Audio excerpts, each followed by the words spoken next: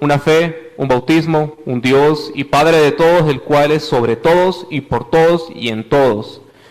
Pero a cada uno de nosotros fue dada la gracia conforme a la medida del don de Cristo, por lo cual dice, subiendo a lo alto, llevó cautivo a la cautividad y dio dones a los hombres. Y eso de que subió, ¿qué es? Sino que también había descendido primero a las partes más bajas de la tierra, el cual él descendió es el mismo que también subió por encima de todos los cielos para llenarlo todo. Y él mismo constituyó a unos apóstoles, a otros profetas, a otros evangelistas, a otros pastores y maestros, a fin de perfeccionar a los santos para la obra del ministerio, para la edificación del cuerpo de Cristo, hasta que todos lleguemos a la unidad de la fe y del conocimiento del Hijo de Dios, a un varón perfecto a la medida de la estatura de la plenitud de Cristo. Versículo 14, para que ya no seamos niños fluctuantes, llevados por doquiera de todo viento de doctrina, por estratagemas de hombres que para engañar emplean con astucia las artimañas del error, sino que siguiendo la verdad en amor crezcamos en todo en aquel que es cabeza, esto es Cristo, de quien todo el cuerpo bien concertado y unido entre sí por todas las coyunturas que se ayudan mutuamente según la actividad propia de cada miembro, recibe su crecimiento para ir edificándose en amor.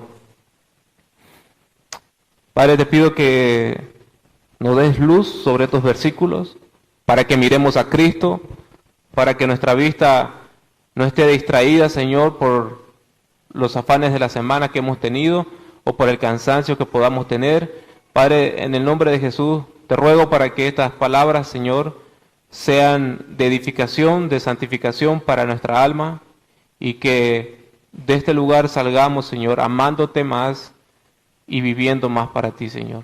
En el nombre de Jesús, amén.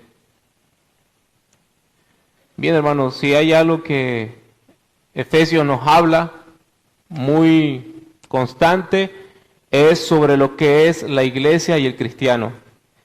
¿Cuál debe ser la actitud del cristiano frente a la iglesia? Efesios, el tema central de todo Efesios nos habla de la identidad que todos tenemos como cristianos dentro de un contexto de iglesia. ¿Pero qué es la iglesia?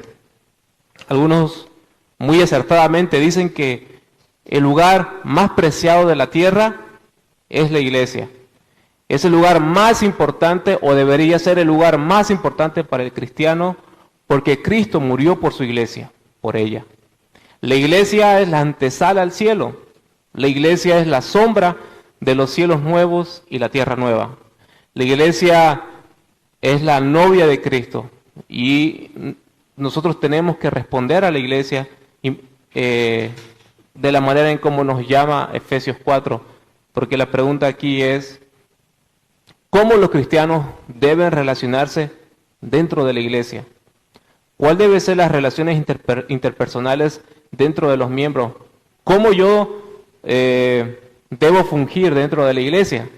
Porque cada uno de nosotros tiene un don, un llamado, tiene algo que hacer para contribuir a la edificación de la iglesia. Y en esta mañana mi intención y la intención de la Escritura es que tú encuentres la sabiduría para que tú empieces a dar crecimiento a la iglesia del gran mandamiento. Porque muchos tenemos una idea equivocada de que la iglesia es un lugar donde venimos a consumir y luego nos vamos y no damos a nadie. Es como una especie de servicio rápido, ¿verdad? Escuchamos un sermón, una prédica, un estudio y nos vamos. Pero la iglesia es mucho más que eso. La iglesia tiene que ver mucho con el servicio al prójimo. Por eso Pablo nos dice en los primeros versículos: yo pues preso en el Señor os ruego que andéis como es digno de la vocación con que fuiste llamados, con toda humildad, mansedumbre, soportándoos con paciencia los unos a los otros. Pero antes de eso, hay algo importante que Pablo nos había dicho en Efesios 1, 2 y 3.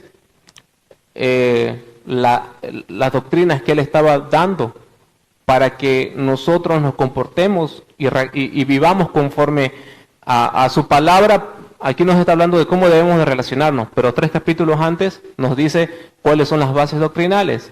Y para eso Pablo nos dice que antes de la fundación del mundo nosotros fuimos predestinados, siendo enemigos de Dios. Cristo nos reconcilia con el Padre, estábamos muertos en nuestros delitos y pecados, no merecíamos nada más que la ira venidera de Dios, la ira justa, su ira vengativa, pero Dios en su amor nos salva, nos escoge. Ahora somos el objeto de escudriñamiento de ángeles y demonios, porque los ángeles y los demonios están mirando a la iglesia, escudriñando la sabiduría de Dios. Eso nos dice en Efesios capítulo 3. Y en el capítulo 4 nos dice, ahora que ya saben todo eso, que ustedes son pecadores salvos que merecían la ira de Dios, Pablo se está dirigiendo no al liderazgo, no se está dirigiendo a los pastores, se está dirigiendo a la congregación en general, que andemos como es digno de la vocación con que fuiste llamado, y con toda humildad, mansedumbre, soportándoos con paciencia los unos a los otros en amor, solícitos en guardar la unidad del Espíritu en el vínculo de la paz, un cuerpo, un espíritu. Y como fuisteis también llamados en una misma esperanza de vuestra vocación, un Señor, una fe, un bautismo, un Dios y Padre de todo el cual es sobre todos y en todos. La razón por la cual nosotros, o muchas veces, reaccionamos ante una ofensa de mala manera, o cuando alguien habla hacia nosotros, o recibimos una traición, o cualquier tipo de falta hacia nuestras personas, la manera en la cual reaccionamos no es con mansedumbre ni con humildad. La manera en cómo reaccionamos es muchas veces con soberbia, o con orgullo, o con venganza. Mostramos un perfil de no cristianos, pero eso pasa porque no nos estamos haciendo acuerdo a nosotros mismos de las personas que somos sin la gracia de Cristo.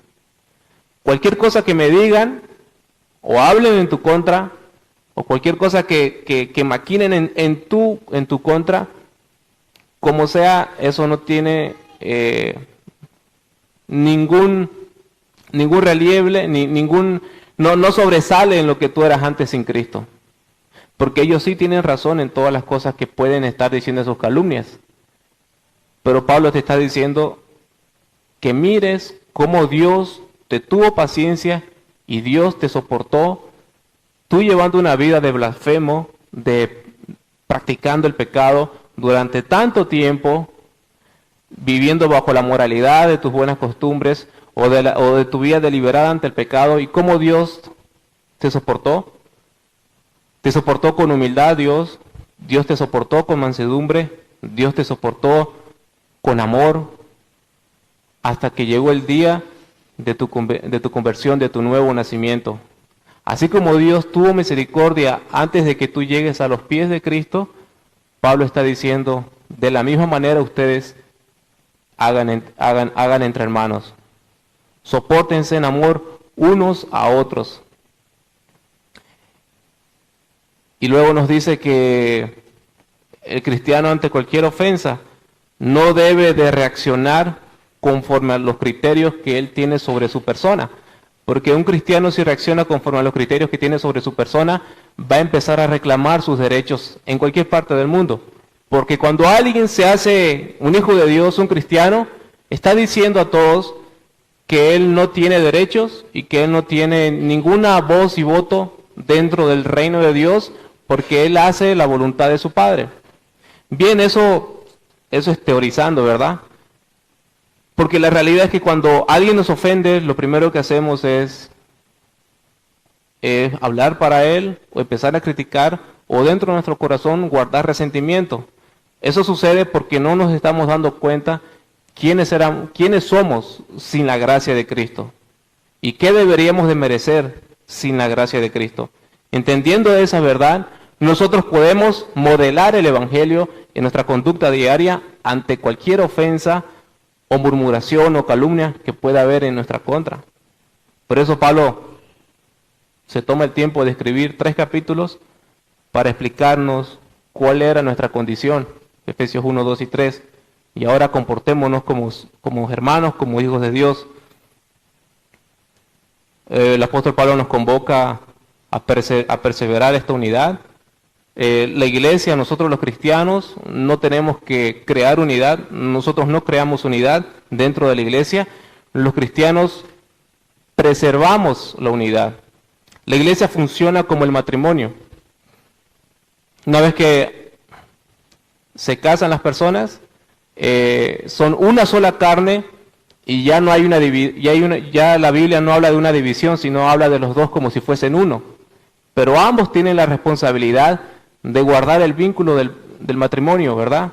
Ambos son responsables de fomentar la comunicación, el perdón, de fomentar la mansedumbre, la humildad, el amor, pero ya son uno. Lo mismo funciona en la iglesia. Nosotros no somos llamados a crear unidad dentro de la iglesia. Somos llamados a guardar el vínculo de la paz, a preservar la unidad a través de la mansedumbre, el amor, la humildad, el dominio propio, predicando a Cristo a otros hermanos. Esa es la manera en la cual nosotros hemos sido llamados por Cristo, a guardar la unidad, a preservar la unidad, y no a crearla. En el vínculo de la paz, un cuerpo y un espíritu, como fuisteis también llamados en una misma esperanza de vuestra vocación, un Señor, una fe, un bautismo, un Dios y Padre de todos, el cual sobre todos y por todos y en todos. Pablo nos está diciendo que la bandera para todo cristiano que nos identifica aquí y en cualquier parte del mundo es el Evangelio. En el Evangelio solamente existe una fe, la fe en Cristo. No existe otras religiones. Jesús no es un camino más al cielo, es el único. Un bautismo, está aquí hablando de la identificación pública de los hermanos que hacen delante de la iglesia. Es un simbolismo de su arrepentimiento que han tenido en su corazón. Cristo lo hizo, en nuestro mayor ejemplo de bautismo, y si nosotros no obedecemos a eso, estamos declarándonos rebeldes ante Dios al no bautizarnos, porque lo que nos identifica como iglesia es la fe en nuestro Señor Jesucristo, es bautizarnos, y al estar con Él, somos herederos de Él con todas las cosas. Por eso dice, el cual es sobre todos y por todos y en todos. Entonces esa es la manera en cómo yo debo de relacionarme, guardando la unidad. En punto 2 podemos decir, del versículo 7, nos habla de comprender que dentro de la unidad que hay en la iglesia creada por Cristo, porque Él es la cabeza, hay una diversidad de dones. Dentro de la unidad de la iglesia hay una uniformidad, y dentro de la uniformidad hay una diversidad, hay una pluralidad de personalidades, de carácter y de dones. Por eso dice, pero a cada uno de nosotros fue dada la gracia conforme a la medida del don de Cristo, por lo cual dice, subiendo a lo alto, llevó cautivo a la cautividad y dio dones a los hombres. Y eso de que subió, ¿qué es? Sino que también había descendido primero a las partes más bajas de la tierra. El que descendió es el mismo que también subió por encima de todos los cielos para llenarlo todo. Y Él mismo constituyó a unos apóstoles, a otros profetas, a otros evangelistas, a otros pastores y maestros, a fin de perfeccionar a los santos para la obra del ministerio, para la edificación del cuerpo. Dios en su multiforme gracia, al enviar a Cristo, Cristo se encarga, como todo novio, de dar a su novia regalos. Y esos regalos se traducen en dones. Y cada don que ha sido repartido a la iglesia, nosotros somos los receptores de esos dones al nacer de nuevo, y al no hacer uso de los dones que Dios nos dio, estamos pecando, porque si Cristo muere por su iglesia y da dones y yo no los estoy utilizando, estoy pecando, porque no estoy fomentando el crecimiento dentro de la iglesia. Y cuando digo que no estoy haciendo uso de los dones, eso no quiere decir o cantar o predicar. Hay muchas formas de manifestar los dones dentro de la iglesia. Y aquí el apóstol Pablo hace mención de un salmo, Salmo 68, 18. Dice, subiste a lo alto y cautivaste la cautividad. ¿Qué quiere decir el apóstol Pablo usando el Salmo 68, 18? El Salmo 68, 18 es una narración de David cuando vence a sus enemigos, los filisteos, hablando de Dios. Pero cuando Pablo usa este versículo está hablando de Jesús, porque Jesús es Dios. Acordémonos que Jesús, al morir en la cruz, Él en su resurrección se declara vencedor sobre Satanás y los demonios y vence a la muerte, y en esa victoria nosotros somos galardonados como su novia con dones y talentos. Retrata la imagen cuando un general entraba a una guerra y en esa guerra tomaban los botines y todos los generales que habían perdido la guerra, los reyes, estaban en una especie de carroza donde ellos eran símbolos de trofeos, donde eran lucidos como por el general que venció como sus trofeos. El apóstol Pablo está tomando esa imagen. Jesús, nuestro gran campeón, vence a Satanás, Él los avergüenza públicamente en la cruz, y en esa victoria que tiene en su ascensión, también en su resurrección, en ese momento nosotros somos bendecidos con dones, con una diversidad de función dentro de la iglesia. Nosotros tenemos que entender que esa verdad es algo aplicable a nosotros y que Dios no se olvidó de darte un don. Tu tarea es descubrirlo, tu tarea es poner en funcionamiento ese don, y el mayor don que tú puedes poner en funcionamiento es el amar a tus hermanos como Cristo te amó en esa cruz. Eso es lo principal, esa es la base de los dones, el amor. Y Cristo como varón de guerra, que Él nos libra de la cautividad para hacernos sus cautivos. De Él para la gloria de Dios. Cristo nos libra de ser cautivos a Satanás en la cruz para hacernos sus cautivos. Y gracias a este hecho sobrenatural que sucede en la resurrección de Cristo, en su vida y en su muerte, Dios dispuso para el crecimiento de su iglesia apóstoles, profetas, evangelistas y pastores maestros. Los apóstoles entendemos que son hombres que ya no tienen asidero en la actualidad, no hay una actividad apostólica hoy en día, se ha cesado con los apóstoles del Nuevo Testamento. Efesios 2:20 nos habla de que ellos han puesto el fundamento de la iglesia, ellos han puesto la zapata de la iglesia, y sobre ese fundamento la iglesia crece. Si se ha dispuesto profetas, así también en el Nuevo Testamento había profetas, en el Antiguo también habían profetas, pero en la actualidad ya no hay profetas porque la revelación ya la tenemos aquí y esta es la profecía más segura y nosotros no buscamos en profetas nada, lo que buscamos la voluntad de Dios es en la palabra de Dios, ya los profetas cesaron también, lo que ahora hay en vigencia son los evangelistas y los pastores maestros. No es pastor y maestro, son pastores maestros. Porque los pastores maestros, mientras pastorean, son maestros, y mientras son maestros, pastorean. Entonces es un ministerio que abarca esas funciones. El evangelista es aquel que predica el evangelio de una manera más amplia a las personas que no están dentro de la iglesia, sino que están llamados a hablar de Cristo a otras personas fuera de este auditorio. Entonces, Dios, al enviar a su Hijo Cristo, Él da a estos hombres. No son hombres con dones, son dones para la iglesia. Profetas, apóstoles, evangelistas, pastores maestros. Estos hombres tienen la finalidad de contribuir a la edificación de la iglesia, preservando la unidad a través de una predicación de doctrinas sólidas para que no sean llevados por vientos de doctrina. Estas personas están cumpliendo un papel importante dentro de la iglesia. Dios la dispone dentro de la iglesia. Esto no es, Dios no ha puesto a la iglesia como una especie de totalitarismo, donde todos son líderes, por así decirlo, de manera ministerial, sino que Él ha dispuesto que para la iglesia existan cargos oficiales para que se predique el evangelio, se predique la doctrina. Dios ha dado un don a estos hombres y los hermanos crecen a través de esta predicación y tienen que aprender a vivirla. Esa es la predicación que actualmente se necesita para que el contexto de la iglesia cobre fuerza.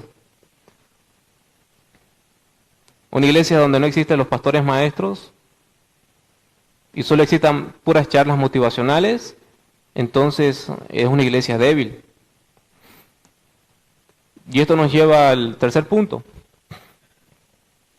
Buscando el crecimiento propio de él y sus hermanos. Hemos visto que la manera en cómo yo debo de relacionarme con mis hermanos dentro de la iglesia, primero es buscando la unidad, soportando unos a otros, guardando el vínculo de la paz, la unidad, buscando la mansedumbre, el amor, la humildad entre nosotros. En segundo punto hemos visto que Dios ha dispuesto un cuerpo de liderazgo para la iglesia, ha dispuesto dones para los hermanos. En esa diversidad nosotros tenemos que aprender a vivir porque es así como Dios ha establecido y cada uno de nosotros somos iguales para Dios, pero con diferentes dones. Y tercer punto, buscando el crecimiento propio, mi crecimiento y el crecimiento de otros. Por eso dice, hasta que todos lleguemos a la unidad de la fe y del conocimiento del Hijo de Dios, a un varón perfecto a la medida de la estatura de la plenitud de Cristo. ¿Cuál es el objetivo final de todo lo que nosotros hacemos en la iglesia? Cuando servimos a Dios, cuando predicamos, cuando cantamos, cuando estamos ministrando a otras personas, hasta que lleguemos a la unidad de la fe y del conocimiento del Hijo de Dios, es tener un conocimiento más agrandado de Dios y parecernos más a Cristo. Esa es la finalidad de la iglesia, ser como Cristo.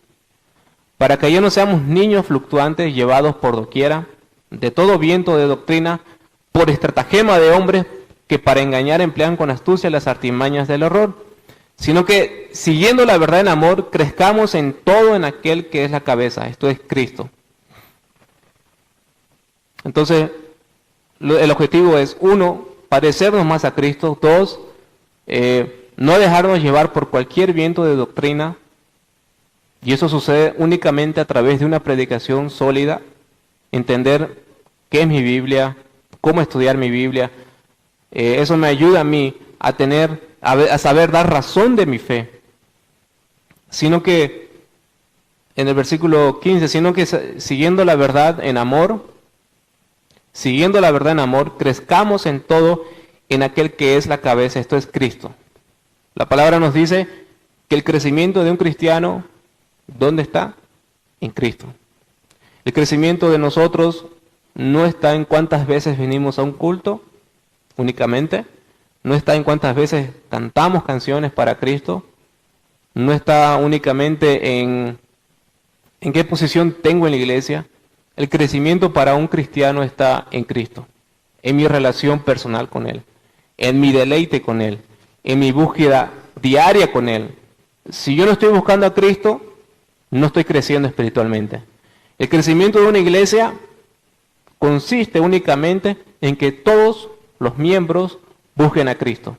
El crecimiento de una iglesia no está traducida en números, no está traducida en actividades, no está traducida en cuántas conferencias tenemos al año o congresos. El crecimiento de una iglesia consiste, según este verso, según la palabra de Dios, en que todos juntos, unánimes, busquemos a Cristo, nos relacionemos con Él, desarrollemos intimidad con Él. Versículo 16, de quien todo el cuerpo, bien concertado y unido entre sí por todas las coyunturas, que se ayudan mutuamente. Otra vez, el apóstol Pablo vuelve a la analogía del cuerpo, habla de que somos un cuerpo, bien concertados y unidos entre sí por todas las coyunturas. ¿Qué son las coyunturas? son puntos de conexión que nos unen. Cada uno nuestra coyuntura es Cristo, nuestro punto de conexión, y cuando nosotros recibimos una enseñanza y estamos nosotros buscando a Cristo, hay un efecto dominó, un efecto rebote entre todos nosotros, y el crecimiento se está dando así. El crecimiento se da así. Tú buscas a Cristo, tú buscas crecimiento espiritual, entonces tú empiezas a dar a otros hermanos a través de la coyuntura, y hay un crecimiento, hay un feedback, hay un efecto rebote, un efecto dominó. Nosotros estamos empezando a crecer. Ese es el método del crecimiento de la iglesia. Que nosotros buscamos a Cristo de manera personal, íntima, recibimos enseñanza, buscamos a Cristo, y a través de las coyunturas nosotros empezamos a dar. Por eso es importante que nosotros vengamos a la iglesia, porque cuanto más relacionamiento tenemos entre hermanos, más crecimiento tenemos. Cuanto más lejos y cuanto menos venimos a una iglesia a congregarnos, hay menos crecimiento. El crecimiento se da en el contexto de congregarse. Eso nos está diciendo. El crecimiento no viene mirando prédicas en YouTube, o siguiendo predicadores, o leyendo muchos libros, únicamente. Aquí nos está convocando la palabra en que el crecimiento viene a través de las relaciones personales dentro de la iglesia. Si yo soy una persona que no me relaciono con otros hermanos, y peor aún, que no vengo a la iglesia, estoy contribuyendo al desorden de la iglesia. Estoy contribuyendo a la confusión en la iglesia. Estoy siendo usado por el pecado y por Satanás, porque no estoy obedeciendo lo que la palabra de Dios me está llamando a hacer como alguien que se congrega dentro de una iglesia.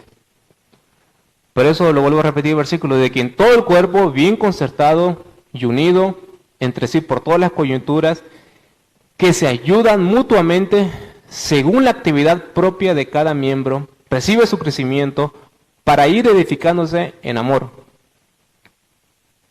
Es un contexto mucho más amplio. Después nos dice, según la actividad propia de cada miembro. ¿Cuál es la actividad propia de cada miembro? A la luz de las Escrituras. La actividad propia de cada miembro es que tú, al escuchar esta prédica, estés incentivado y motivado a estudiar tu Biblia, a buscar a Cristo. Y tú empiezas a buscar a otros hermanos, a preguntar cómo están en su fe. Estoy eligiendo bien las palabras, no estoy diciendo que te busquen a ti, sino que tú busques. Y empieces a buscar a personas dentro de la iglesia, que sabes que ellos están mal, o que están enfermos, o que necesitan algo.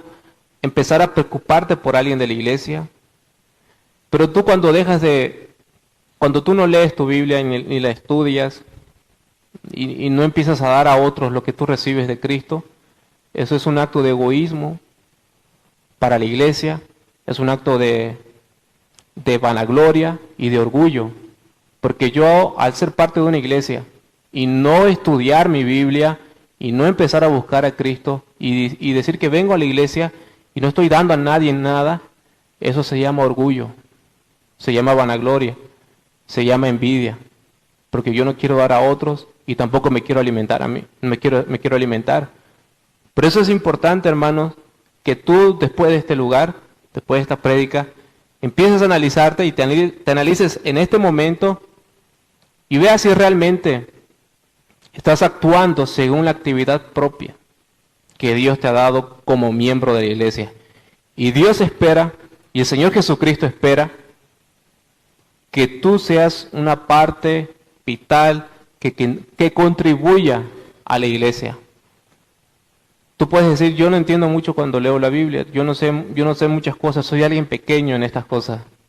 Como quiera que sea, tienes al Espíritu Santo, tienes una iglesia, Dios te ha dado dones y tienes todo lo suficiente para que tú empieces a cooperar en el crecimiento de la iglesia, del gran mandamiento. Esto no se trata de recibir mucho y de dar nada. Se trata de recibir mucho y de dar mucho. Se trata de servir a otros. Se trata de que yo haga conocer a Cristo a mis hermanos. Esto no está hablando de evangelismo, por si acaso. Evangelismo es otra cosa, predicar a los perdidos. Esto está hablando del contexto de la iglesia. Cómo yo debo de desenvolverme dentro de la iglesia. La cuestión de haber instruido un liderazgo bíblico es para que todos lleguemos a tener un conocimiento más amplio de él. Y que en ese conocimiento nosotros empecemos a operar según la actividad que tenemos y empecemos a dar a otros. Ustedes se mueven en un contexto no eclesiástico y es ahí donde se debe de empezar a ver la administración que deben de hacer entre hermanos, buscándose, asistiéndose, preocupándose, porque el crecimiento esencial, como había dicho, viene únicamente de nuestra relación con Cristo. Charles Spurgeon decía muy acertadamente sobre este tema. Un miembro de la iglesia sin comunión con Cristo es un estorbo, está en el cuerpo como un hueso podrido o un diente cariado. En poco tiempo, ya que no contribuye al beneficio de sus hermanos, se convertirá en un peligro y en un dolor para ellos. La negligencia de la búsqueda de Cristo es la langosta que devora la fuerza de la iglesia. Hermano, qué triste es si estas palabras retratan tu vida.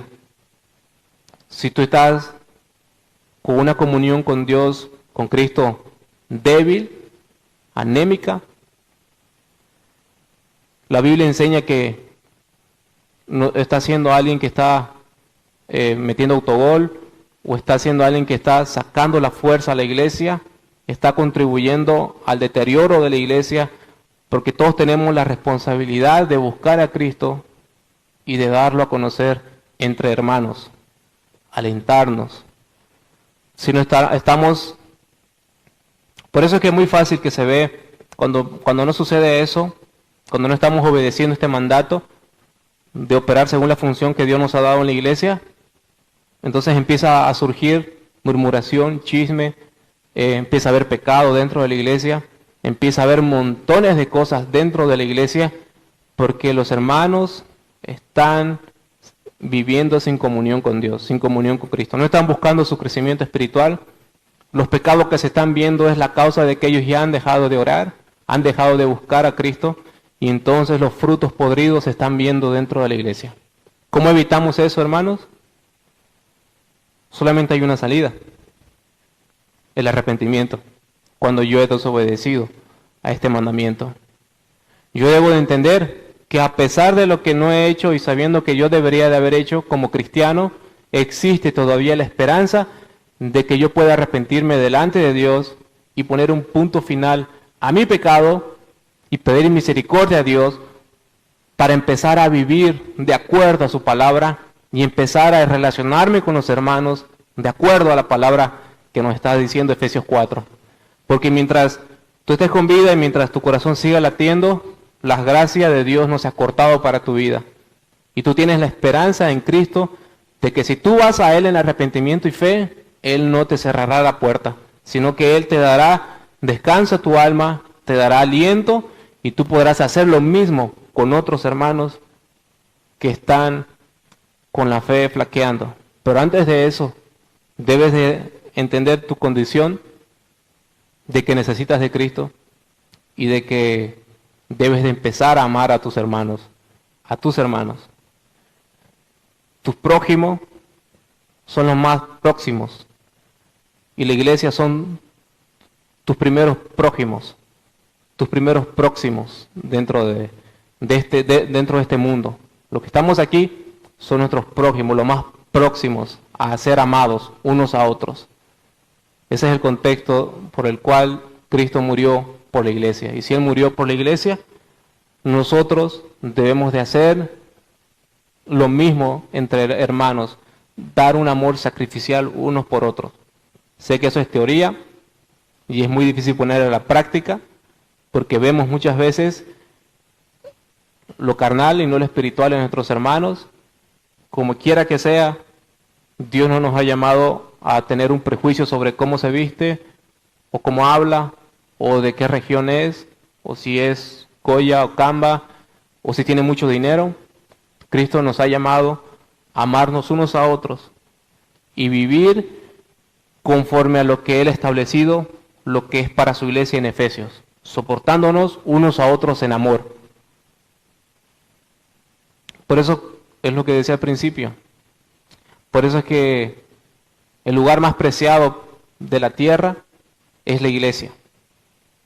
Es el lugar más importante del mundo porque Cristo murió por su iglesia. Y la iglesia es la sombra de los cielos nuevos y de la tierra nueva. Si para mí la iglesia es algo aburrido o una reliquia, entonces el cielo no es nada para mí. Porque lo que se hace en la iglesia, en el cielo se hará por la eternidad de eternidades. Entonces, hermanos, ¿dónde está tu corazón? Si está muy cómodo al salir de este lugar, en el mundo, con entretenimiento, diversiones y placeres, es porque tú no has muerto al mundo y el mundo sigue vivo para ti. Pero si este lugar para ti es el deleite de tu alma, así como lo es cuando tú buscas personalmente a Cristo, entonces la gracia de Dios está en ti. Y Dios espera que sigas contribuyendo a la madurez de la iglesia del gran mandamiento. Oremos, hermanos. Dios, te damos gracias por tu palabra y te pedimos perdón, Dios, porque no nos ajustamos a estos preceptos que tú nos enseñas en Efesios 4 y creemos, Señor, que somos incapaces de poder cumplirlos si no somos asistidos por tu gracia, Señor.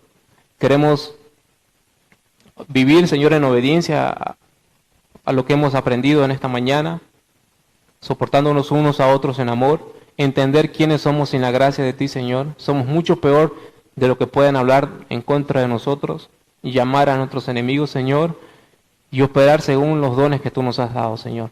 Y el mayor de todos es el amor.